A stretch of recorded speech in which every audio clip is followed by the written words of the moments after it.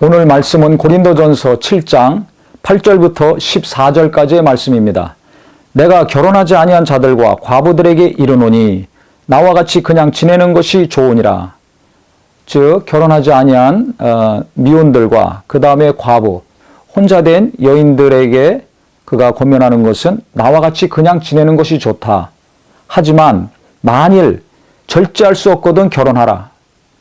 정욕이 불같이 타는 것보다 결혼하는 것이 나으니라. 혼자 사는 것이 좋지만은 주님을 사모하고 주님을 기다리면서 독신으로 사는 것이 좋지만 절제할 수 없거든, 즉 성욕을 절제할 수 없거든 결혼하는 것이 낫다는 거죠. 왜냐하면 범죄하기 때문에.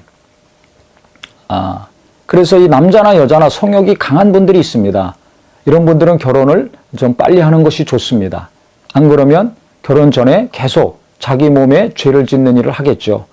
그래서 우리가 결혼 정년기가 되면 기도한 다음에 교제를 하시고 그 다음에 하나님이 짝져 주신 자를 잘 만나서 건강한 가정, 행복한 가정 이루는 것이 이게 너무나 중요합니다. 무조건 결혼 안 하려거나 늦추려고 하지 마시고 성욕을 절제할 수 없다면 계속 죄짓지 마시고 건강한 가정을 이루시기를 바라겠습니다.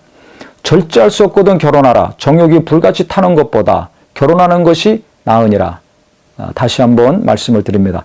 그 다음에 10절에 결혼한 자들에게 내가 명하노니, 즉 결혼 이미 하신 분들에게는 명하는 자는 내가 아니여 주시라. 이건 주님의 명령이라는 것이죠. 즉 바울은 자기의 말과 하나님의 말씀, 즉 자기가 권면하고 원하는 말과 그 다음에 하나님이 지시하시고 분명히 명령하신 말씀을 구분하고 있습니다. 이 대단히 겸손한 태도죠. 자기 말을 하면서 하나님 말씀이라고 가르치고 전하는 분들이 있습니다. 이건 교만한 것입니다. 무지한 것입니다. 그래서 내 의견과 하나님의 뜻, 내 말과 하나님의 말씀, 내 생각과 하나님의 뜻, 이것을 분명히 구분해서 전하고 말아야 될 것입니다. 그래서 결혼에 대해서 이것은 분명히 주님의 명령이고 말씀이다. 그건 무엇이냐? 여자는 남편에게서 갈라서지 말고 만일 갈라섰으면 그대로 지내든지 다시 그 남편과 화합하든지 하라.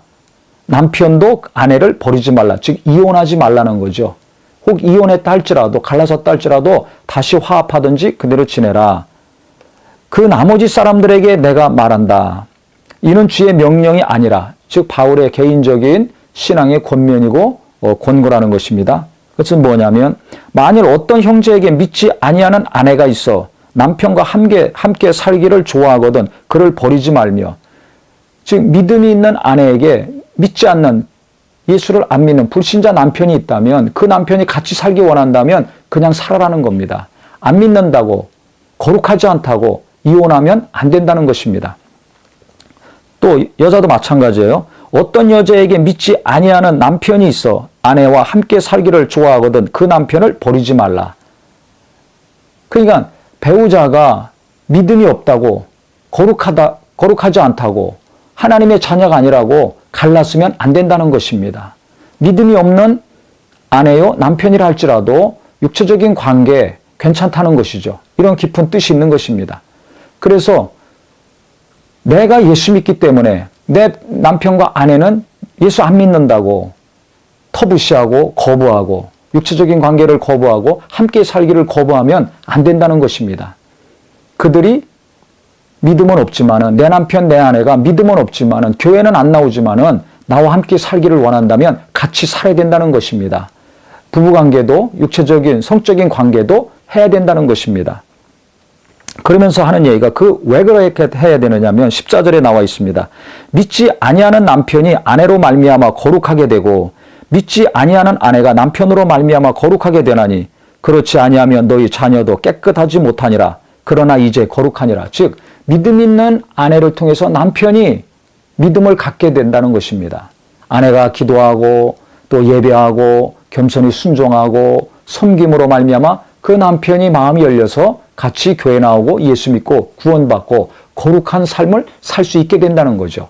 또 남편이 믿음이 있고 신앙이 있고 기도하고 아내를 사랑함으로 그 믿음이 없던 아내가 또 마음이 열려서 감동을 받아 교회 나오고 예수님 믿고 함께 신앙생활하는 자가 될 수 있다는 것입니다. 그래서 믿지 않는 아내나 남편이 믿음의 거룩한 아내를 통해서, 남편을 통해서 구원받고 거룩해질 수 있기 때문에 같이 살아야 된다는 것입니다. 이게 너무 중요한 것이죠. 또 부모가 예수를 믿고 구원받으면 그 자녀들까지 예수 믿고 거룩한 영향력을 받아서 구별된 삶을 살고 하나님의 자녀로 다시 거듭날 수 있겠죠. 그렇기 때문에 가족이 구원받고 거룩하게 하나님의 은혜 가운데 살기 위해서 이혼하지 말고 믿음이 없는 배우자라 할지라도 그가 계속 같이 살기 원한다면 함께 살아야 된다. 그랬을 때 거룩한 영향력을 통해서 배우자도 구원받고 자녀들도 구원받고 하나님께 속하게 된다라고 얘기하고 있습니다. 그래서 아직